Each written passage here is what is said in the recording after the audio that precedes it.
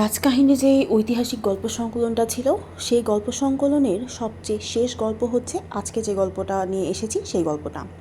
নাম সংগ্রাম সিংহ। চলুন তাহলে শুরু করি। রানা কুম্ভ অনেক লড়াই করেছিলেন, অনেক দেশও জয় করেছিলেন, বীরত্ব দেখিয়েছিলেন, কিন্তু ঝুনঝুনের লড়াই, সে যেমন তেমন আর কোনো লড়াই হলো না। আর এই লড়াই ফতে হওয়ার পরে নাচ তামাশা গান বাজনা আতশবাজি আলো যেমন হতে হয়, 1 মাস চিতোর শহর রাত দিন এক হয়ে গেল। কিন্তু একটা কাণ্ড ঘটল। লড়াই জিতে আসার পরদিন থেকে কুম্ভ হাতে তলোয়ার 3বার মাথার উপর ঘুরিয়ে ফার্সি না আরবিতে কী যেন না সাপের মন্তর না ব্যাঙের মন্তর আওড়ে তবে নিজের সিংহাসনে বসতে লাগলেন। এটা কিন্তু শুধু এক আধ দিন হলো তা না, এই কাণ্ড বারবার ঘটে চলল। রানা বুড়িয়ে গেলেন, তবুও তলোয়ার ঘোরানো আর মন্তর পড়া একটা দিনের জন্যেও কামাই হলো না। রানার কাণ্ড দেখে সবার শুদ্ধ অবাক হয়ে যেত, কিন্তু কেন যে রানা এমন করেন সে কথা কেউ জানতে চেষ্টা করতো না। একবার রানার বড় ছেলে সবার মাঝে রানাকে শুধালেন, মাথার উপরে 3বার তলোয়ারখানা ঘোরাবার কারণটা কি, আর ওই সাপের মন্তরগুলোই বা কী, এগুলোর মানেটা কি? সেদিন রানা কুম্ভ জবাব দিলেন, 12 ঘন্টার মধ্যে চিতর ছেড়ে চলে যাও। বাপ কি করেন না করেন সেই খোঁজ রাখবার কিংবা জানার কোনো দরকার নাই তোমার। তারপর 3বার করে ঠিক আগের মতোই রানা মাথাদার তলোয়ারের ওপর ফিরা তেল দিতেন, তারপর রাজসিংহাসনে বসলেন। কিন্তু তার হুকুম আর ফিরল না। রানার বড় ছেলে রায়মল নির্বাসনে গেলেন, রইলেন কেবল ছোট ছেলে সুরজমল আর মেজ ছেলে, যার নাম অবশ্য কেউ রাজস্থানে নিত না। হাতিয়ারও এমনই নানা নামে তাকে লোকজন ডাকত, কিন্তু আসল নামে ডাকত না। এই ঘাতিরাও বিষ খাইয়ে বুড়ো রানা কুম্ভকে মেরে চিতরের সিংহাসনে বসল। রাজপুত প্রজারা এমন বিষম ঘটনায় একদম খাপ্পা হয়ে খুনের প্রতিশোধ যে খুনি হবে সেটাই ঠিক করলো, এবং রায়মনকে আবার সিংহাসনে ফিরিয়ে দেওয়ার ফন্দি করতে লাগে। দিল্লিতে তখন প্রথম পাঠান সুলতান বহল্লোলহদি না বহল্লোলহদি বহলোল যাই হোক কিছু একটা বহলোল্লোদি তার সঙ্গে ঘাতিরাও কুটুম্বিতা করে নিজের মেয়ের সঙ্গে সুলতানের বিয়ে দেওয়ার ফন্দি করে। খুব শক্ত হয়ে সিংহাসনে বসে থাকার মতলব করেছে সে। এমন সময় ইদোর রাজ্য থেকে রায়মলকে রাজপুত সর্দাররা খুঁজে বার করলেন। ঘাতিরাও বড় বড় সর্দারের বড় বড় জমিদারির লোভ দিয়েও নিজের দলে টানতে পারল না। যে নিজের বাপকে খুন করে রাজপুতের মেয়েকে পাঠানের বেগম করে দেয়, তার দলে কোন রাজপুতই বা থাকবে? ঘাতিরাও কাজেই গতিক অবস্থা খারাপ দেখে রাতারাতি সুলতানের দরবারে গিয়ে মেয়ের বিয়ে সব পাকা টাকা করে চুপি চুপি চিতরে ফিরে এসে বসবার মতলবে ঘোড়া ছুটে এক এক আসছে। কিন্তু বিধিবাম, এমন সময় বজ্রাঘাতে তার মৃত্যু হলো। এই অবসরে রায়মল চিতর দখল করে বসলেন। সুলতান বহল্লল চিতরের রাজকুমারীকে বিয়ে করতে এসে দেখলেন 52 রাজার সবার আগে 11,000 পাইক সঙ্গে রায়বাঘের মতো রায়মল তাকে ঘিরে ধরবার জন্য পাহাড়ের ওপর উঠে বসে আছে। পাঠান সুলতান বিয়ে করতে এসেছিলেন বর্ষেজে, কিংখাবের লুঙ্গি কোমরে জড়িয়ে জড়ির ল্যাপেটা পেটে এমনই চম্পট দিলেন, যেখান থেকে এসেছিলেন সেখানেই ফিরে গেলেন। রায়মল তার 3 ছেলে সঙ্গ, পৃথ্বীরাজ, জয়মল আর একটি মাত্র ভাই সুরজমল, এই 4 জনকে নিয়ে চিতরে বসে রাজত্ব করতে থাকেন। সেই সময় একদিন রানা হয়েছেন বুড়ো, ছেলেরা হয়েছে বড়, দেশে রয়েছে শান্তি আর সুখে রয়েছে রাজা প্রজা সবাই। তখন প্রচণ্ড গরমকালে দুপুরবেলায় বাইরে আগুন হাওয়া। বুড়ো রানাজি ভীম তালয়ের মাঝখানে জলের ওপরে শ্বেত পাথরের তাওখানায় আরাম করছেন রাজকুমার 3 জন আর ছোট খুড়ো সুরজমল। সে বাগান বাড়িতে আড্ডা দিচ্ছেন। তাস দাবা গোলাপ জলে ভেজানো খসখসের পাতা, এমনই সব নানা কুড়েমি এবং আইসি সরঞ্জামের মাঝে এ গল্প সে গল্প চলছেই। কিন্তু বাইরে বইছে গরম বাতাস, এমন গরম যে পাহাড়গুলো তো ফেটে গেছেই, ঘরের মধ্যকার দেয়ালগুলো থেকেও তাপ বেরোচ্ছে। কাজেই ঘরের মধ্যে রাজকুমাররা ঠান্ডা হতে চাইলেও বেশিক্ষণ ঠান্ডা থাকতে পারলেন না। এ কথায় সে কথায় কজনের মধ্যে কে কেমন বীর, কে কয়টা লড়াইতে ফধে করেছে, কোন কোন পরগানা দখল করেছে, প্রজারা কার নামে কি বলে, এমনই নানান খুঁটি নাটি বা খিটিমিটি রাজসিংহাসন কে উচিত পেল, কে উচিত পেল না, প্রজারা কিসে সুখী হয়, দেশে কিসে ভালো হয়, নানান বিষয় নিয়ে তর্ক উঠে গেল। রানার মেজ ছেলে পৃথ্বীরাজ যেমন সুপুরুষ তেমনি সাহসী। বড় ছেলের সঙ্গ দেখতে অবশ্য মোটেও রাজপুতের মতো নন, সাদা ছিটে ছোটোখাটো মানুষটি, ধীর গম্ভীর, বড় বড় টানা টানা চোখ। কিন্তু ছেলে জয়মল কাঠখোট্টা, মোটাসোটা, যেন চোয়ারে গোছের। আর রানার ভাই সুরজমল খুব একটা সুপুরুষ নন, আবার খুব কদাকারও নন, অনেকটা বুড়ো রানার মতোই তার চোখ নাক কান। তিন ভাইয়ে ভীষণ তর্ক বাঁধাল সিংহাসন নিয়ে। পৃথ্বীরাজ বললেন, প্রজাদের হাতে যদি রাজা বেছে নেওয়ার দায় পড়ে তো তোমরা দেখে নিও, আমাকে রাজপুতেরা রাজা করবে। জয়মল বলে উঠলেন, ওসব বুঝি নে বাপু, দেখেছ হাতখানা, জোর যার মুল্লুক তার। সঙ্গ, তিনি সবার বড়, একটু হেসে বললেন, ভবানী মাতা যাকে সিংহাসন দেবার জন্য বসে আছেন, বিশ্বাস না হয় চলো চারণী দেবীর মন্দিরে গুনিয়ে দেখি কার অদৃষ্টে সিংহাসন লেখা আছে। সুরজমল তিনজনকে ধমক দিয়ে বললেন, এসব কি কথা হচ্ছে? দাদা শুনলে তো আর রক্ষে থাকবে না, হয়তো তোমাদের সঙ্গে আমাকেও দেশ ছাড়া করবেন। সিংহাসন নিয়ে নাড়াচাড়া কেন বাপু? এ কি শতরঞ্জ না দাবা খেলা পেলে যে এখন রাজা উজির মারছ? হ্যাঁ, নাও একটু গোলাপ জল মাথা দাও তো, ঠান্ডা হও, ওসব কথা থাক। কিন্তু বাইরের গরম, তখন রাজকুমারের মগজে যে চলেছে, ঠান্ডা কি আর হবে কেউ? সবাই বলে উঠল, খুড়ো চলো তো, থাক তোমার ঠান্ডা হওয়া, চারণীর কাছে গিয়ে গনিয়ে আসি, আজই ঠিক করব সিংহাসন কার পাওনা। বুদ্ধিমান সুরজমল দেখেন এ তো মহাবিপদ, দাদা না রেগে যায় না, দাদা রেগে গেলে দাদার তিন পুত্তর, তার মধ্যে একজন আবার গুন্ডা, আবার একজন বেজায় সাহসী, কি যে হবে। কাজেই সুরজমল চললেন বলতে বলতে, তোমরা যা শুরু করেছ, শেষে দেখছি রাজ্যটা আমারই হবে। তোমরা তিন ভাই না হয় দেশ ছাড়াই হবে রাজার হুকুমে, নয়তো দুদিন পর নিজেদের মধ্যে কাটাকাটি করে মরবে, বাকি থাকবো আমি তোমাদের রাজ্য ভুগতে। পৃথ্বীরাজ বললেন, হ্যাঁ ঠিক বলেছ খুড়ো, সেই জন্য তোমাকেও সাথে নিচ্ছি, তোমার কপালে কি আছে সেটাও তো দেখা চাই না কি। সুরজমল নিজের আর তিন ভাইয়ের কপালে একবার এক একটা করে টোকা মারলেন, তারপর বললেন, গুনে দেখার প্রয়োজন নেই বাবা, আওয়াজেই বুঝছি সব ফোপরা। উদয়পুর থেকে 5 কোষ দূরে আমাদের নাহমুংরা, সেইখানে এক পাহাড়, তাকে বলে ব্যাঘ্রমেরু, তারই ওপরে থাকেন চারণী মন্দিরের সিদ্ধিকরী যোগিনী। পাহাড়ের অন্ধকার গুহার মধ্যে দেবীর দেউল। রাজপুতেরা দুরন্ত গরমে ঘোড়া ছুটিয়ে যখন মন্দিরে উপস্থিত হলেন, তখন সন্ধ্যা পুজোর জোগাড় করতে সিদ্ধিকরী গেছেন বাইরে। মন্দির খালি, তারই মধ্যে অন্ধকারে কারো পাথরের চারণী দেবীর ফটিকের 3টা চোখ মাত্র দেখা যাচ্ছে, আর সামনে মস্ত একটা পাথরের চাতালে সন্ধ্যাবেলার আলো পড়েছে, রক্ত যেন ঢেলে দিয়েছে। সিদ্ধিকরী মন্দিরে না দেখে সুরজমল বলে উঠলেন, কেমন বলেছিলাম তো তোমাদের কপাল ফোপরা, দেখো মন্দির খালি, এখন দেবীকে একটা প্রণাম করে ঘরে ছেলে ঘরে ফিরে চলো। পৃথ্বীরাজ ঘাড় নেড়ে বললেন, তা হবে না খুড়ো, এখানেই বসতে হবে, আরতির পর হাত গুনিয়ে তবে যাব বাড়ি। এদিকে একটা বাঘের ছাল পাতা ছিল, একদিকে সিদ্ধিকরীর খাটিয়া, তার ওপরে ছেঁড়া কাঁথা। পৃথ্বীরাজ তাড়াতাড়ি গিয়ে খাটিয়াতে বসলেন। দেখা দেখি জয়মলও উঁচুতে খাটিয়াই বসল। বাঁশের চাটিয়া একবার মচাত করে শব্দ করে উঠল, তারপর চুপ করে গেল। সঙ্গ বসলেন বাঘছালের ওপরে মাটিতে, আর সুরজমল বসলেন একটা হাঁটু বাঘছালে রেখে একেবারে আগুনের মতো তপ্ত পাথরের মেঝেতে। ভর সন্ধ্যায় গুহার মধ্যে অন্ধকার বেশ ঘনিয়ে এসেছে। সেই সময় প্রদীপ হাতে সিদ্ধিকরী গুহাতে ঢুকেই দেখেন 4 মূর্তি। সঙ্গ উঠে সিদ্ধিকরীকে নমস্কার করে বসলেন। সুরজমলকে আর উঠতে হলো না, তিনি যে মাটিতে বসেছিলেন সেই মাটিতে সাষ্টাঙ্গে প্রণাম করলেন এবং পৃথ্বীরাজ খাটিয়া ছেড়ে দাঁড়িয়ে ঘাটটা নোয়ালেন, হাত দুটো কপালে ঠেকে আবার নেমে বসলেন।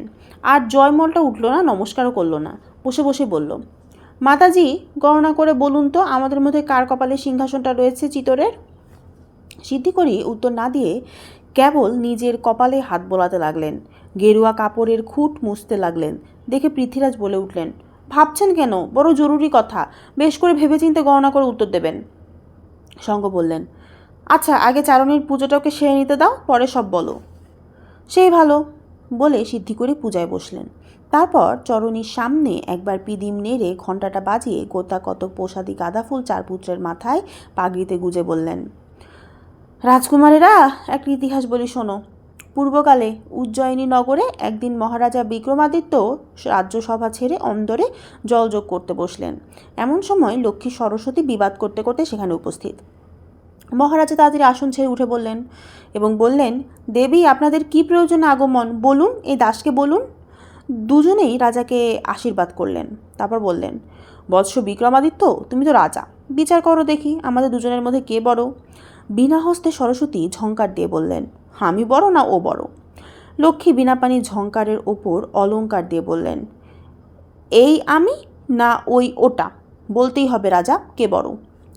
রাজা দেখেন, এ তো বড় গোলযোগ। একে বড় বললে উনি চটেন, আর ওকে খাটো করলে তিনি চটেন। রাজা দুজনের মধ্যে দাঁড়িয়ে মাথা চুলকাচ্ছেন দেখে বিক্রমাদিত্য ছোট রানী বলে উঠলেন, ঠাকুরনরা, রাজাকে কিছু খেয়ে দিতে দিন। সারাদিন বিচার করে মাথার তো এখন ঠিক নেই, সুবিচার করবে কেমন করে?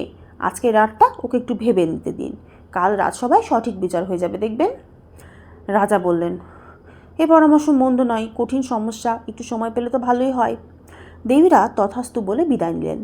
রাজা জলযোগে বসে ছোট রানীকে বললেন, দেবীদের তো আজ বিদায় দিলে, কালকের বিচারটা কি হবে কিছু ভেবেছ?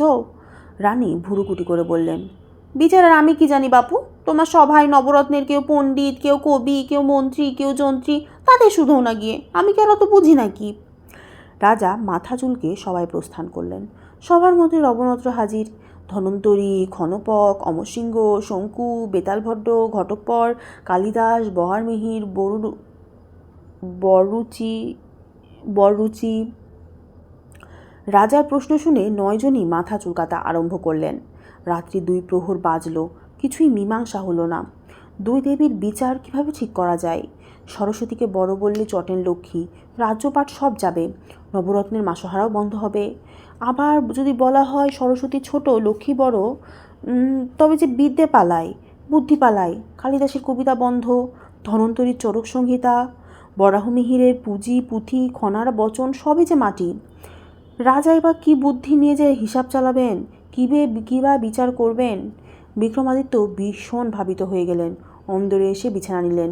রানী দেখেন রাজার নিদ্রা নেই, কেবল এপাশ ওপাশ করছে, যেন শয্যা কণ্টকী হয়েছে।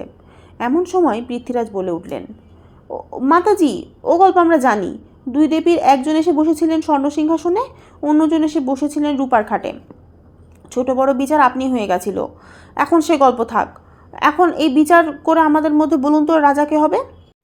সিদ্ধি করি এবার 4 জনের দিকে চেয়ে বললেন, রাজকুমার, তোমরা নিজেরাই নিজেদের বিচার করে বসে আছো।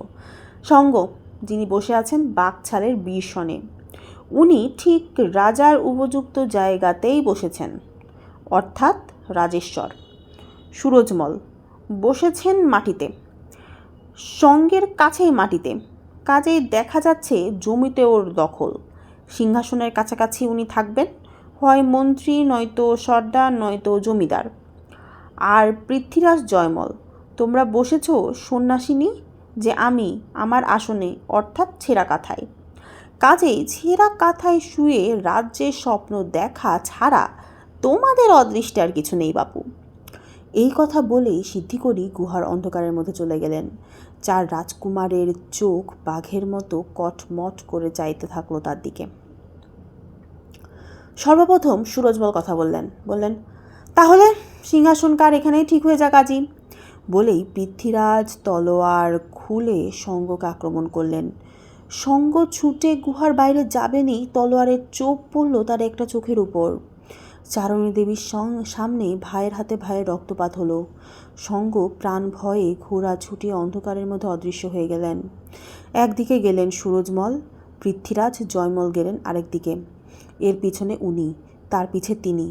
অন্ধকার ঠেকে নিল ঠিক 4 জনকেই। চারণী মন্দিরের থেকে প্রায় 1 রাতের পথ। রাঠোর সর্দার বিদার কেল্লায় বুরুজের ধরনে কাঁচা মাটির দেয়াল ঘেরা খামার বাড়ি। ভোর হয়ে আসছে, কিন্তু মেঘে ঢাকা আকাশে তখন আলোর টান একটুও পড়েনি। উঠানের মাঝে মস্ত তেঁতুল গাছটায় আগায় পোষা ময়ূরের ডানায় মুখ গুজে চুপ করে বসে আছে সে। গাছের তলায় হালের গরু দুটো মাটিতে পড়ে আরামে ঝিমাচ্ছে। কোথাও কোনো শব্দ নেই, কেবল সর্দারের ঘোড়া নিয়ে দরজার কাছে একটা ছোকরা রাজপুত দাঁড়িয়ে আছে। সেই ঘোড়া একবার ঘাড় নাড়ছে, আর তারই মুখের লাগামে পরান লোহার আংটা আর কড়াগুলো এক একবার আওয়াজ দিচ্ছে, টিং টিং ঝিন ঝিন। ওদিকে বিদা দুর্গ্রামে পূজা দিতে যাবেন, তাই ভোর হতে না হতেই প্রস্তুত হয়ে ঘর থেকে বের হলেন। এমন সময় দূরে অন্ধকারের মধ্যে ঘোড়ার পায়ের আওয়াজ শোনা গেল। কে যেন বিষম তেজে ঘোড়া ছুটে আসছে। দেখতে দেখতে রক্তমাখা রাজকুমার রক্ষা করো বলে বিদায় দরজায় এসে ধাক্কা দিলেন। তার একটা চোখের ওপরে তলোয়ারের চোখ পড়েছে, শরীরটাও অস্ত্রে ক্ষতবিক্ষত। বিদা তাড়াতাড়ি দরজা খুলে রাজপুত্রকে দেখেই বলে উঠলেন, এ কি, এমন দশা আপনার কে করলো? সঙ্গ দু কথায় বুঝিয়ে দিলেন তার প্রাণ সংশয়। পৃথ্বীরাজ আর সুরজমল দুজনেই অজ্ঞান হয়ে রাস্তার মাঝে পড়েছেন, কিন্তু জয়মল, সে যে এখনও তার পেছে তাড়া করতে করতে আসছেন তাকে মারতে। বিদা সঙ্গকে নিজের ঘোড়া দিয়ে বললেন, রাজকুমার, ভেতরে গিয়ে বিশ্রাম করুন, পরে নতুন ঘোড়ায় না হয় অন্য গ্রামে রওনা দিবেন। ওদিকে জয়মল আসছেন একটা ঝড়ের মতো মাঠের ওপর দিয়ে। সঙ্গের ইচ্ছা তখনই তিনি পলায়ন করেন, কিন্তু রাজভক্ত বিদা কিছুতেই তাকে ছাড়তে চায় না। কিছু না খাইয়ে দাইয়ে তাকে তো যেতেই দিবে না। এদিকে ক্রমে বিপদ এগিয়ে আসছে, সঙ্গ ইতস্তত করছেন দেখে বিদা বললেন, রাজকুমার, কোনো ভয় নেই আপনার, আপনি ভেতরে যান। নিশ্চিন্ত হয়ে একটু বিশ্রাম করে যতক্ষণ না পর্যন্ত আপনি খিড়কি দিয়ে বেরিয়ে যাচ্ছেন, ততক্ষণ জয়মলকে আমি এই দরজার চৌকাঠ পার হতে দেব না, আমি তাকে ঠিক ঠেকিয়ে রাখব। ঠিক তাই হলো। সঙ্গের নতুন ঘোড়া সূর্যোদয়ের সঙ্গে সঙ্গে পূব মুখে অনেক দূরে ছোট একটি কালো ফোঁটার মতো আস্তে আস্তে দূর মাঠের একেবারে শেষে বনের আড়ালে মিলিয়ে গেল। সেই সময় 3 ঘন্টা ধস্তাধস্তির পরে বিদাকে মেরে তবে জয়মল বাড়ির ভিতরে প্রবেশ করলেন। দেখলেন সঙ্গ চলে গেছে, কিন্তু তার অকর্মণ্য ক্ষতবিক্ষত ঘোড়াটা উঠানের মাঝে তেঁতুলতলায় দাঁড়িয়ে খানিকটা শুকনো ঘাস চিবোচ্ছে আরামে। জয়মল রাজভক্ত রাজপুতের রক্তে রাঙা হাতখানি নিজের কপাল চাপড়ে হতাশ মনে প্রাণশূন্য বিদার দিকে খানিকক্ষণ চেয়ে রইলেন, তারপর ঘাড় নিচু করে আস্তে আস্তে বেরিয়ে গেলেন। আশ্চর্য, মরে গেল একটা মানুষ না, আরেকজনকে বাঁচাতে যে খুশি মরে গেল, অদ্ভুত। যাই হোক, এদিকে সকাল হয়ে গেল। কোনো অজানা গায়ে কিষাণরা সকালে খেতে যেতে যেতে পথের ধারে রক্তমাখা 2 রাজকুমার সুরজমল আর পৃথ্বীরাজ তাদেরকে দেখতে পেল। সবাই ধরাধরি করে রাজপুত্রদের ডুলিতে তুলে গাঁয়ে নিয়ে গেল। এদিকে মহারানার লোকজন তারাও বেরিয়েছে সন্ধানে ঘোড়াপালকি নিয়ে রাজকুমারদের ফেরাতে, কিন্তু কেবল পৃথ্বীরাজ আর সুরজমল দুজনকে তারা সন্ধান করে ফিরে পেল। আর দুজন যে কোথায় তার কোনো খবরই থাকলো না। পৃথ্বীরাজ রানীদের যত্নে আস্তে আস্তে সেরে উঠলেন। সুরজমলের চোটটা একটু বেশি ছিল, তিনি অনেক তদবিরে তবেই সুস্থ হলেন। মহারানী 4 কুমারের ব্যাপারে শুনে একদিন পৃথ্বীরাজকে ডেকে বললেন, এই যে ঘটনা ঘটেছে তার জন্য তুমি দায়ী। সঙ্গ একদম নির্দোষ, সে কোথায় আছে কি করছে কিছুই জানা যাচ্ছে না। বেঁচে থাকে তো তোমারই ভয় হয়তো কোথাও লুকিয়ে আছে। মনে করো না আমি চিতরে বেশ আরামেই তোমাকে বসিয়ে রাখবো, বুঝেছো? আর আমি চোখ বুঝলেই আস্তে আস্তে সিংহাসনে তুমি বসবে, সেটা হবে না।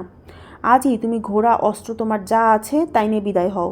লড়তে যদি চাও তো তোমার বড় ভাইয়ের সঙ্গে না লড়ে যদি পারতা তাহলে রাজ্যের শত্রুদের জব্দ করতা, সেটা তো আর করতে পারোনি।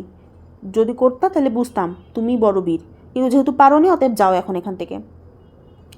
ছেলের ওপর এই হুকুম দিয়ে সুরজমলকে রানা ডেকে বললেন, তুমি সঙ্গকে বাঁচাতে চেয়েছিলে, সেজন্য তোমাকে বেশি শাস্তি দেব না। আজ থেকে তুমি আমার আত্মীয় সারংদেবের ওখানে গিয়ে থাকো, চিতর মুখর হয়েও না। আজকে এই পর্যন্ত থাক, পরে কি হয় সেটা না হয় আগামী পর্বে জানা যাবে। আপাতত টাটা।